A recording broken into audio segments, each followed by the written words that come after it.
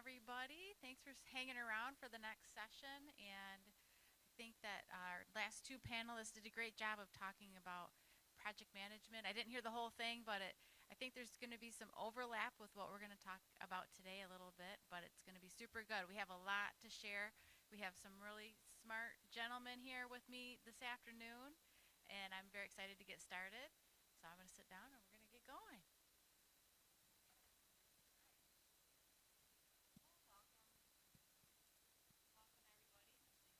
Testing. Okay, got it. Welcome, welcome. I'm going to have you guys introduce yourself. Well, first let me start. I'll start. I'll introduce myself. Let's make sure I got my notes here. Yes. So I'm Krista Moon, and I own a marketing agency, a sales and marketing agency, and we've been doing it for about 15 years.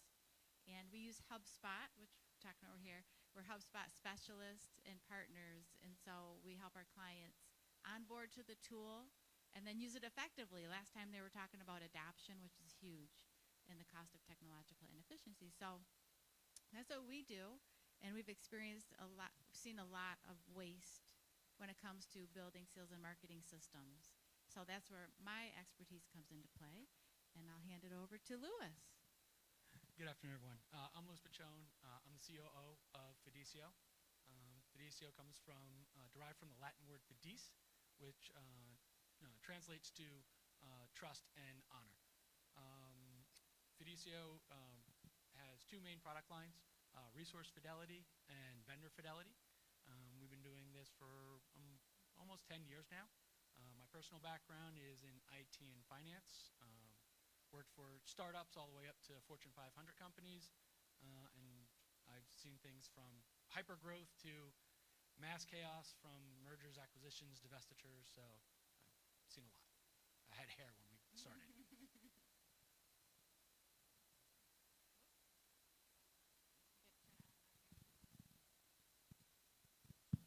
Hello. Yeah. My name is Jiju Eldos. I run a software services company in India. Before my starting the company, I worked with one of the largest enterprises, in the internet space, and there I go to see a lot of first-hand experience with respect to how opportunities are missed. How even when you have the potential and when the right decisions are not taken, how you lose opportunity. Then I worked with a lot of startups to kind of get to them from their 0 to 1 journey, 1 to 10 journey. We've seen, a lot of learnings, had a lot of learnings there in terms of how, sometimes a human component plays a bigger role in terms of, how a product vision is translated, how that can lead to a large impact, both negative and positive. In this particular journey, we also work with the larger enterprises, and I've seen systems, how a system that everyone has there, which everyone is so comfortable with, could be the root cause for something that is restraining your organization leapfrog, right? So these kind of stuff, that is what you have seen. We have helped organizations solve them, rebuild, re-architect. So this is at high level my background is. Thank you for sharing. Well, the next topic we're going to get into, the very first topic, is about what is the actual cost of technological inefficiency? And I mean, that's a big question. So I'm going to ask Louis and Jiju, love it, Jiju, from your perspective, what are the financial and operational costs? What are some things that you've seen out there in terms of costs? I'll start. So the main ones, the typical ones that you see, right, are operational costs. Servers are out of date, software's out of date, it's revisions behind, so the standard operational costs. Also the hard labor costs are always in there as well. I also see customer experience. Not all companies are in tune to their customer experience, but there are signs there if you're actually looking for them. Call volumes, bounce rates, things of those natures. To Gigi's point as well, the part that I see more often than not are the costs of inactivity of inefficiencies. So data management, right? You've got cyber breaks, or cyber incidents, and/or full-on breaches. That has a huge impact on your ability and your brand itself, let alone the actual hard costs that go along with that. Also, not leveraging the data that you actually have there, as well as just the competitive disadvantages. I'm not taking advantage because I haven't moved forward with something, and the cost of inefficiency or delayed action, I see as a really big impact. Do you have any examples, a story you could tell us? I've got several. Could you tell us, let's get started, just tell us one story about some inefficiencies that you've seen and how it turned out. Sure. I'll go with the easy, the hard cost one. A client of ours, we talked to them about the hard inefficiencies, outdated software, license accounts, things of that nature, and they delayed, from actually taking on the project. They thought, oh, it's not there. We'll take care of it later. And then after some prodding and some coaching and some executive pressure, I'd like to say, they finally went through it and started actually looking at those hard costs to the tune of $3 million to the bottom line. $3 million. So They poo-poo $3 million. actually, it was closer to 4.5 because you waited 18 months before you actually enacted on actually doing something. That's not like theoretical. That's hard numbers to your bottom line on a company. That the cost of inefficiencies and inactivity it's wasteful. I'm going to stick on this for one more minute. How did you uncover those inefficient, like what added up to $4.5 million? Lots of licenses that you don't need because they auto-renew. Lots of software upgrades that needed to be done, not because, okay, I got a new bell and whistle or something of that nature, a new widget or something of that, more because you were paying for maintenance on software that you didn't need to pay for once you actually did the software upgrade. It was already bundled in there. So you have licensing costs, software costs because you could have already had all the additional maintenances that you were doing. And the one that's really painful is we're paying for maintenance on software that we weren't using. And so why are you paying for a software that you installed, and it's not a small piece of software, it's a really large company that starts with an S. It's like, it's great, it's an awesome product if you're using it, but when you're not using it, that's just millions of dollars just sitting there spinning away. If you're not using it, why did you actually install it? If you weren't prepared to do it, then don't do it. And so you help them evaluate those things. The project got held up because they weren't giving you access to evaluate them, or they weren't doing their homework, or what? A little of that, a little of all of that. Also, there's always the thought that, well, we can do it ourselves. But if you could, you would have. And you would have realized those costs long before you talked to us. Absolutely.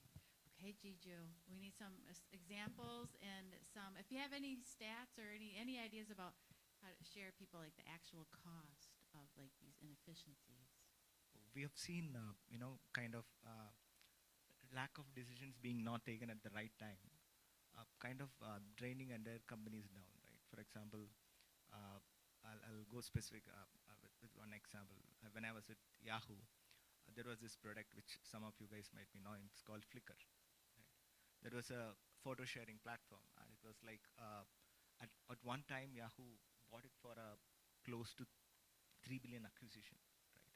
So now this product is with Yahoo, and there is very high adoption. A lot of people are using it, and over a period of time, this product had a lot of potential, and we used to have these hack days in which people could pitch ideas. So there are a lot of kind of interesting things people used to do on Flickr and kind of present to the larger audience. So people who does that will get a hack day winner prize or whatever, right? But there was a lack of action, right? Now, after some point, you see something like an Instagram coming up, right? And it is like, you sat on this from something like, 2012 to 2016, like 4 years. you had this data, you had the user base, everything. And when Instagram came out, people were like, hey, they just got filters, right?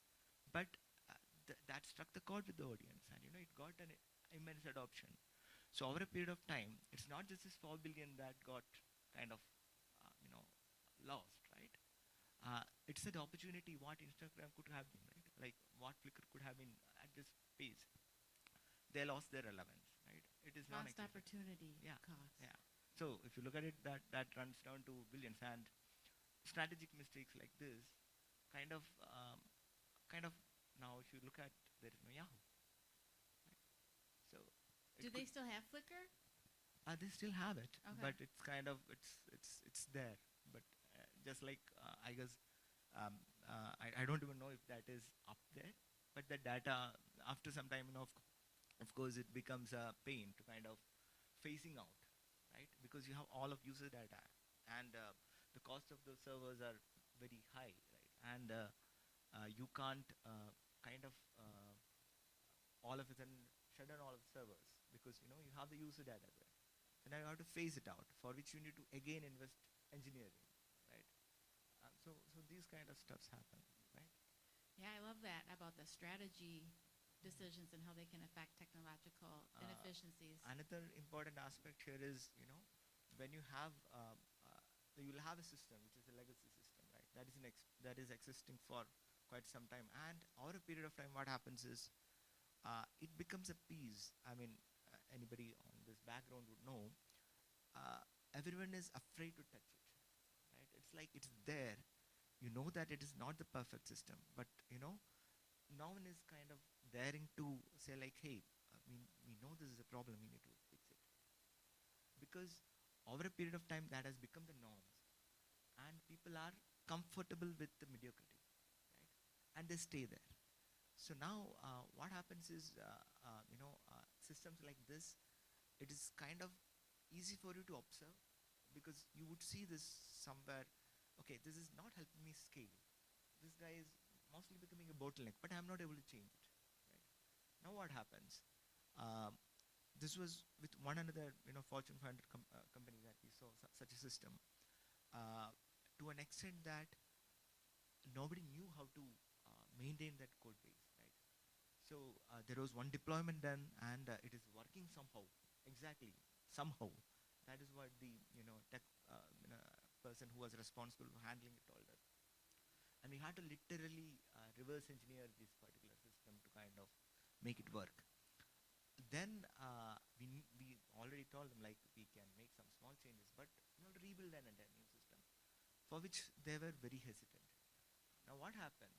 Because the system was legacy, it was missing a lot of security patches, right?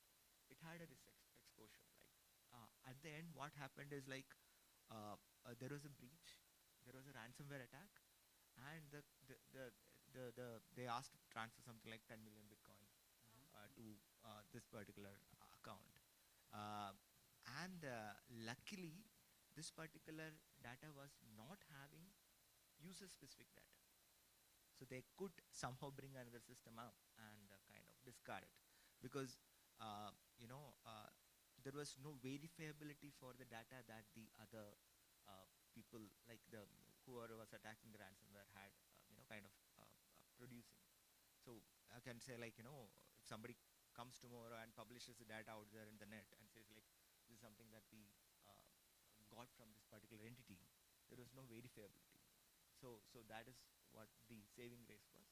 But such things happen. So these are the reason why we are saying this is, it might be happening in your organization, it might be coming across to you folks as well. But these are some checkpoints, because when you see that place where you are comfortable with something, but these are typical checkpoints where you are able to kind of identify that hey, this could be a problem or a period of, and it can become a much larger problem that you anticipate, because of the small kind of compromises that you make over a period of time, and the tech debt becomes so huge. Thank you for sharing that. I have one little story I can share that happened to me recently. I signed up a customer to buy HubSpot, right? We did a whole proposal for driving business growth. We're going to do all of these things. And he was on board and he bought the full pro suite. And I thought we were all on board. And then we got in there and then he changed his mind about everything. And so now he's not happy that he bought all this software and everything. He's like, well, I'm not going to use all this. And that comes down to the strategy decision. And honestly, I'll take responsibility too. Obviously, I did something wrong in the sales process because I should have uncovered that more clearly. But I thought he was on board. He seemed really excited about everything. But it was a huge cost because he bought all the software. And now he's like, well, I don't want you, and I don't want to do half the stuff that we talked about anymore. So making sure that, your plans are really strong when you go in and you know what you're getting into, that probably happens a lot. But I work with smaller companies, and it sounds like you guys work with bigger companies. We run the gamut. What I would consider kind of small to mid-sized companies. So a couple $1 million all the way up to, call it about $500 million is kind of where we go. I was wondering, does anybody out here, do you feel like you have any inefficiency that's like grinding on your mind, like this doesn't feel right? Anything that comes to mind? What is it? Nonstop. I hear you. I know. So that's the next part of the conversation I wanted to get into, and you touched on a little bit, Jiju. But how do we recognize where these issues are? How do we, we're leaders in our companies. We have our employees working with us. We feel like they're going to do great work and do what we ask. How do we know when these issues are coming up? How do we figure that out so we're not caught off guard? We'll start here. Let's start with we'll just go down there. Louis and then Gigi. Sure. In our model, I like to ask a couple of questions. I kind of write them down. We always kind of use them. Ask the question: What's your annual technology spending? What's your annual increase or decrease year over year, and why? What's the last thing that actually increased revenue for your company? Who knows the answers to those questions? And can I walk up to any associate in the company and get the exact same answers? And then you also kind of have to be cognizant of what I like to call the champion complainers. We need to increase revenue. We've got to cut expenses. And and whether it's an internal person giving this answer or you've hired outside expertise. Okay, great. Here's how we can increase revenue or tackle expenses. Well, that's never going to work. Champion complainers. They stifle and kill you. But if you can answer those questions and you can walk up to any associate and get the exact same answers, then your company's communicating and everyone's driving to the same strategic goals. If you can't get those answers, it's a pretty good indicator. It's an indicator that there's some issue that you need to figure it out. There's an issue somewhere, and then you start to dig. How frequently do you go through those questions? Every time I talk to somebody. But if you're like a business owner, like a leader in a company, like a quarterly review, or what do you? Depends on your size of the company, right? Like how large your company is and what's the rate of change that your company's going through. Sometimes it's annually, sometimes you got to do it monthly, sometimes it's quarterly. It kind of depends on the company, because you don't want to stifle it. And you don't want this become routine and boring where you're not actually it's not driving any of the results or the cultural changes that you want in there. So it kind of depends on the company. You got to find what's the right rhythm. Sounds great, Gigi. But so before we go on, that panel from before was talking about project management, so you can put a task on your project manager to do this, like at a frequency that makes sense for your company size and growth. Gigi, how do we know when there's a problem? Okay. So the rule is if you're not growing, right, in any of the aspects, right, being it adding new features to your applications for that it kind of attracts more users or increases engagement time or any of your core matrices, right? If you hear a but, right, in terms of when you're saying like, hey, we want to do this, then somebody will say like, but that you have to pay attention, right? Sometimes that what happens is that could be the root cause for the larger problem, right? It's like you have the small piece, but everyone is kind of afraid of that, or everyone is not comfortable with that. That is one key point where you have to kind of look at that. Why is that, right? And you have to kind of attack that problem. Right? usually stands up very, very easily, right? Another part is this is not just for uh, this is not just with respect to tools or software. This also could be with people, right? Or could be with a team or a culture of a team when you are dealing with the different teams to work together. So we worked with kind of startups in different startup segments. So there also this particular stuff we have come across. Certain times uh, it is not that that person is a bad person, but their risk appetite is different, right? So some people are very skeptical of making a change or adapting to change or even kind of trying out a new thing. So one is you have to kind of onboard them with the culture. It's fine to fail, right? Sometimes just because of your that fear of failure make you into a place where it's a lack of action, and then it results in a catastrophe. Right? So that is so at a people level also you have to be aware of this. At the systems and process level also you have to be aware of it. And couple of examples that you have seen might be in the recent times is the Twitter acquisition, right? When Elon Musk kind of did the acquisition, he straight away went and cut a lot of jobs, right? A lot of roles to kind of make the process streamlined. And he was also looking at what is the impact that it's having, right?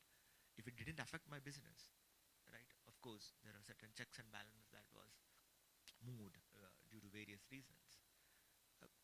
I'm not saying like use that approach as is, but there are some items that you can learn from it, right? So it could be even a process, right? It could be because anything that kind of hinders you from moving faster, right? Which affects your growth. If you're not growing, if you have a stagnancy, that is what is a very big indicator for kind of failure. I love that. I think we find when we're talking to our clients, and I'm this way too. I think you are all too. We're so busy. We have so many things, and we have these little issues that we know we need to deal with at some point, but we just don't have the brain power to do everything. But that's really, really good. If there's a stagnancy, then you need to make time to figure that out because you could be losing millions. It's not worth putting it to the side. So if you look at that previous example I said, right, it was just a stagnancy. Over a period of time, somebody came in and killed you. You're just staying there. Yeah, I agree. The cultural aspect. If I use this analogy, cultural changes are hard, right? They're either evolutionary or revolutionary, but they're always painful. So you've got to be able to kind of move through them. Yeah, and there's definitely people on our teams that, everybody's different. Some people love change and risk and want to go after new things, and some people just like their regular daily work, and they're working in the tool, and then they know how to do their job, and now you're going to, or whatever it is, ask them to do something different, and then you get a lot of pushback. And that would not help with efficiency, so we have to overcome that. But Louis, you talked a little bit when we were discussing before about the cost of non-action. I know, Giju, you have that too. We touched on it a little bit, but I'd like to dive into that a little bit more because I think you have some really good points about the cost of not doing anything. Sure. So again, that to me is the larger problem, right? The stagnant. You're not doing something. Again, multiple examples. You've got an IT security issue, and it's been identified. But again, IT security in most companies, right? It always falls to the bottom. Security isn't an issue until it's an issue. We've had a client, and we actually talked about this in the keynote that David did yesterday. Right, ignored it. Next thing you know, you've got a ransomware problem, right? And there's a $2 million hit right there. The $2 million hit. Okay, great. It's a hard problem, and all right, maybe your insurance picks it up. But that's not the bigger issue, right? You didn't act on this, and now your brand is impacted. Now you're going to lose revenue because of that. That's a huge impact. Lack of the inaction is it's a game changer. It's a killer. You guys have to take action. Don't forget. Giju, what do you think about that? So here, actually, I'll try to kind of look it from the other perspective, right? Like in an organization, we have to kind of allow the culture of openness and accountability, right? So a lot of times, if you don't hear voices against you, right, questioning you, right, then it is a problem, right? Then you have a lot of like um, always people who say yes, right? That is a cultural problem. You need to have that openness in your organization where people question you, sometimes ask you that tough question on your face, and you have to kind of entertain that. And it has to go from top, right? If you don't set that example, your subordinates or any other levels will not have it. So now, why is this important, right? These are the indication that gives you that where you could be doing something wrong, because one aspect of kind of stagnancy is that you are at some point, right, and you want to change the things. Everybody kind of want to do good, but you're obsessed with something. It is going in one direction, lot of force in a direction, right? So at any point of time, the force and the direction has to be in the align to make the most impact, right? Because of your personal bias, you might not see it, right? Somebody else might see it, but you should have the openness for them to come and tell that to you. So this is another way in which you have seen organizations kind of losing a lot of money by building things that nobody wants, right? And also, what it takes away is it takes away time, which you could have otherwise productively used on something else, resources, and more importantly, when these things don't work, the people who worked on it, right? You as a leader might be setting a course, but there are somebody else who's driving it, who's putting in the hard work. It affects their morale. So it's kind of affects you from all over the place and kind of drags you down. You might have good people leaving you, right? And opportunity cost, of course. This is another way of stagnancy. You could be the problem there, right? You also have to be mindful about that. I know I was the problem at my company. You made me think of a technological inefficiency that I did for my super small agency, and it was I spent probably $200,000 on my website developer over the course of some years, creating these special modules for HubSpot to do websites, and they were really awesome, and I used them all the time. But HubSpot's changed so much, I completely dropped that entire project because I'm like, why am I doing all this? It's already other people are doing it better. You don't even really need that anymore the way we do websites with drag and drop anymore. And it was very sad because we put so much into it, and I kept hanging on to it for months after months, knowing in my heart that there's something wrong here, but I didn't take the time to figure out a different solution to offer websites to our customers. I'm like, I just want to keep using this tool. And then I just have my guy keep developing on it, and it was a total waste of money. So don't do that. So let's talk about, we have about 15 minutes left here. So let's talk about, we said, some example stories. I'm sure you all have some example stories in your own company you could think of. We talked about how to recognize a little bit about what's going on, where these issues might be popping up. And it sounds like we need to be in tune with our employees 100%. Am I right on that? That's one of the biggest issues. You've got to listen to your people for sure. Yeah. And I agree with you. You've got to be able to politically disagree with each other, and not be offended when someone has a differing opinion. It just makes for better debate. At times I do that with my employees. I mean, we might be in a discussion and we propose a particular architecture or a solution or something, and then I'll ask them like, "Hey, beat me down here. Like, go to whatever extent that you want, but find problems, right? What can go wrong, right?" So this yesterday there was a conversation which Dan, right? What if, right? The what if thing, right? So come up with those scenarios, because every time market decides, right? You go with your perception. You're human. You're bound to do mistakes. You might be thinking only in end perspectives, there are billion people out there, you know. So the more you can learn, understand, know that upfront, you know, keeps you better equipped to kind of be when you are going out for market. So when you have a particular solution, don't just get married to it, but you know, not before you get start implementing, and even before that, right? When that particular solution is on the drawing board, at that time itself, you run it through. One is your target audience, and this is also the always we say that always the first consumers are the developers themselves, because you might feel that I'm building something, I'm trying to test it, I'm finding it difficult. Of course, the user is going to find it even more difficult, right?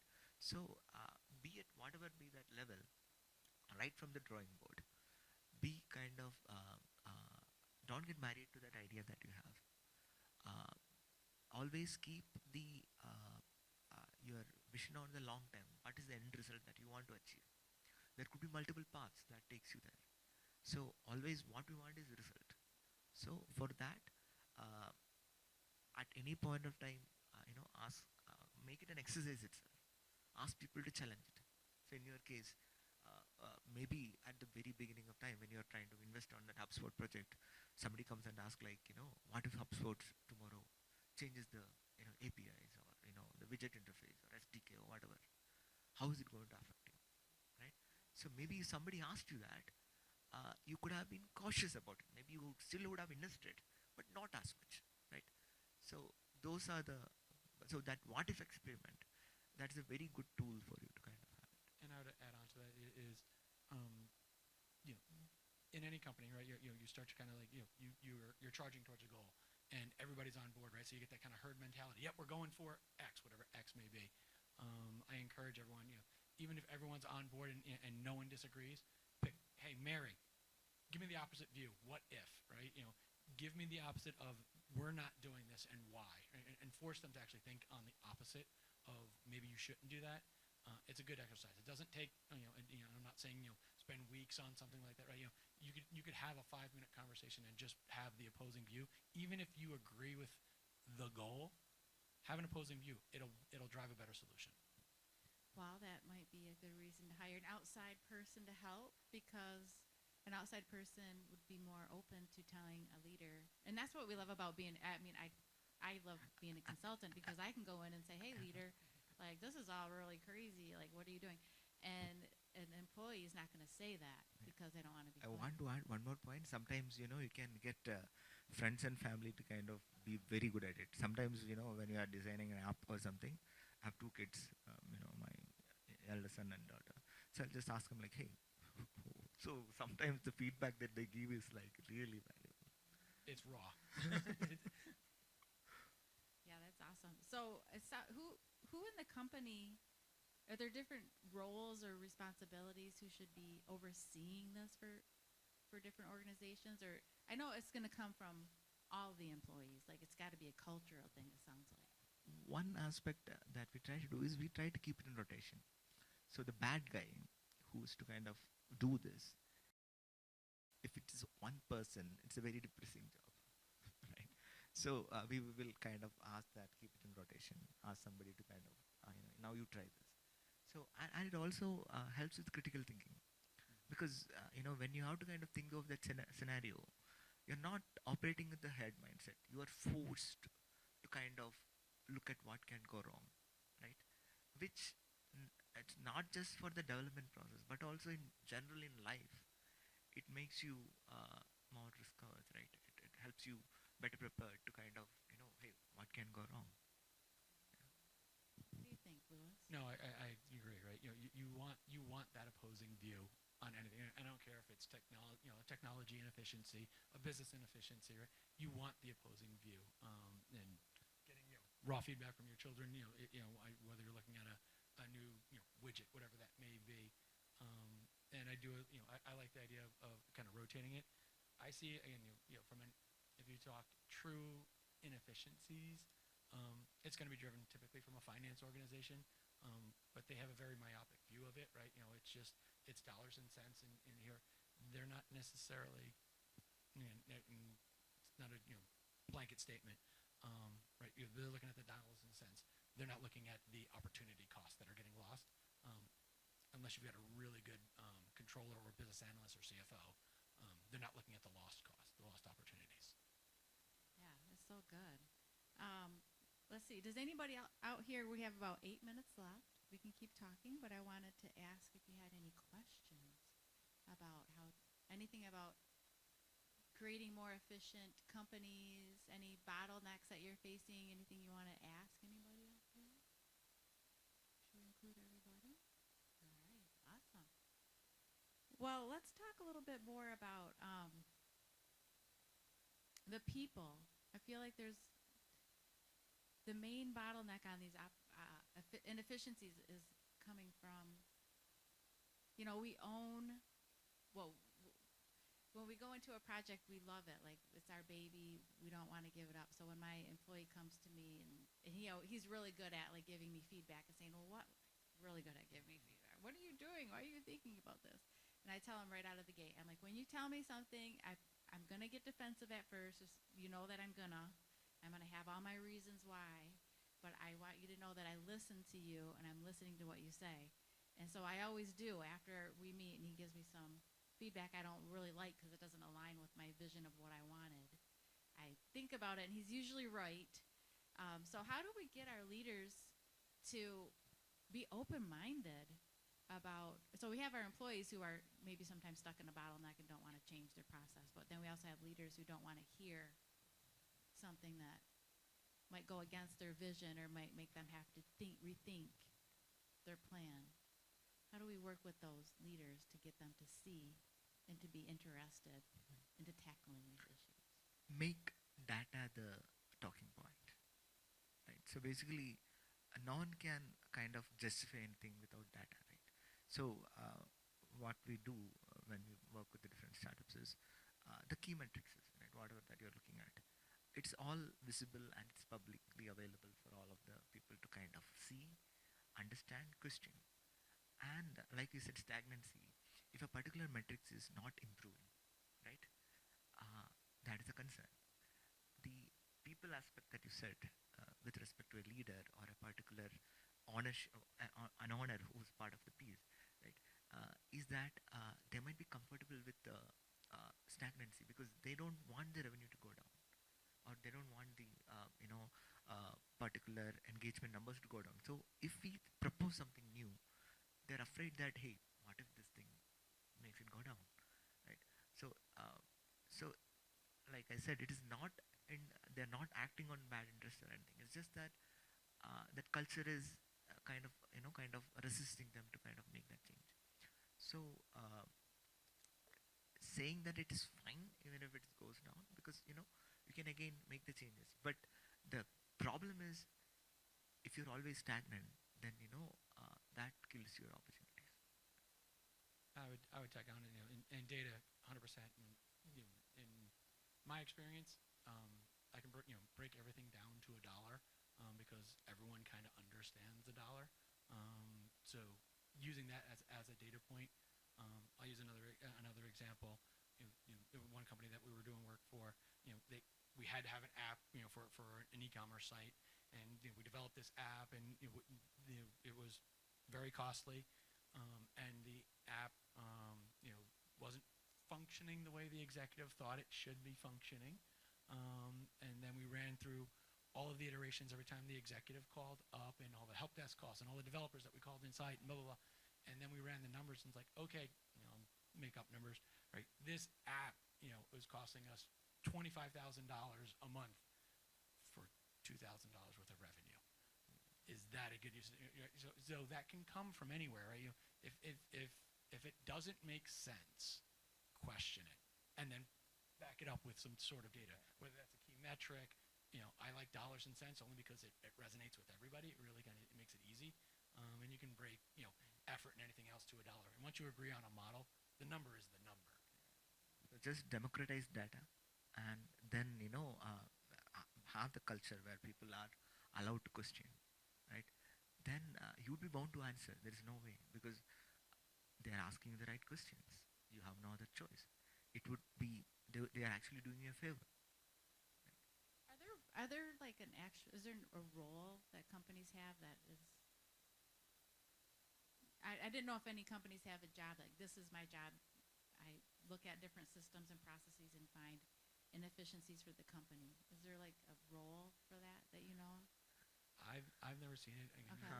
I see it more just from, again, if you have, and they're the kind of diamonds in the rough, right? If you find someone that is questioning, right? Hey, why is this process running, you know, 35 times slower than it used to run a month ago? That's a diamond in the rough because they're questioning it.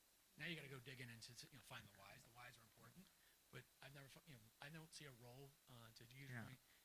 You're the bad guy if you're in that role. And also the part is like it is difficult how a single person roll there, because it is close to impossible for a person to have that much knowledge in all of the systems all across the team. So you have to kind of look at the collective voice that you hear from there and kind of ask the leader. It's your responsibility to kind of identify that pattern there. Well, that's what I'm saying. I like the idea of hiring an outside person to come in and, with a fresh set of eyes, interview the teams and find out what But is going on. still, it's like they can do the job of being heard, right? So that is the only part. But actually, the voices have to come from within your team. Mhm. I would say again, disagree a little bit on that. Right? A lot of the times, you're the internals, unless you find that diamond in the rough, right? You're in that herd mentality. I've got my day to day, and this is what I'm doing, and you're kind of, you're the hamster on the wheel, and just goes round and round and round. So getting an external help is always beneficial. I'll just use stupid numbers, right? Like, hey, if I told you for $50 by the end of this year, I'm going to give you $3,000. Would you take it? Or hey, for $250, I can guarantee you anywhere between $3,000 and $6,000 annually for the next 3 years. Would you take it? Right? There's a reason private equity firms hire experts in whatever discipline, whether that's the legal, the finance, the technology, whatever, because it makes sense. There's an ROI on it, and you get someone that actually knows what they're doing. It's a hard sell for some companies to accept it, especially the CFO, because they hate spending money on someone that we could do this internally. Yeah. But if you could, you would. Yeah, just adding to what Lewis said, right? So an external eye has that advantage that they don't have the bias, right? They don't know the status quo. So that is one, definite value for getting an external eye to do. But the process has to be that external person comes and talks to your people and kind of is able to you have to give them that freedom. Otherwise, the data flow is most important. Like whether the external person having it and being able to ask the right, allowed to ask the right questions and accountability. Yeah, sometimes, I'm sorry, just one Sure. thing to tag on. Sometimes when you get that external, resource, some subject matter experts on it, whatever the topic may be, it also instills that in the internal team.